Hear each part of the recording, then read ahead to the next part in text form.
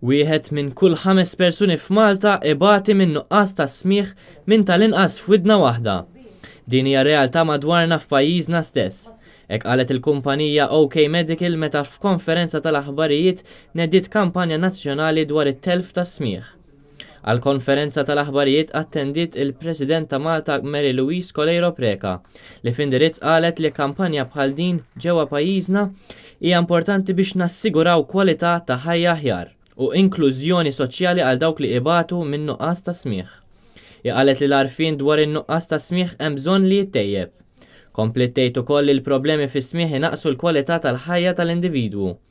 Bħala parti mill-kampanja OK Medical se tkun qed tagħmel studju dwar l-impatt tat-telf ta' smigħ fuq il-popolazzjoni Maltija. U għal dan il-għan se tkun qed taħdem flimkien mal-kunsilli lokali sabiex tinġabar din l-informazzjoni. Din l-inizjattiva ser tkun qed tagħti opportunità lil nies il fuq minn 18-il sena biex huma jkunu jistgħu jmorru u jagħmlu screening b'xejn. Bekk isiru jafu jekk għandhomx telf ta' smigħ. L-informazzjoni miġbura se tkun qed tintuża l-Studju Nazzjonali fuq il-prevalenza ta' nuqqas ta' smigħ fost l-adulti.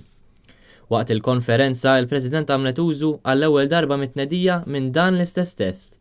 Fl-impenn tagħha din il-kawża OK Medical ħabbret li se tkun qed tagħti donazzjoni ta' 10 hearing aids lil Malta Community Chest Fund.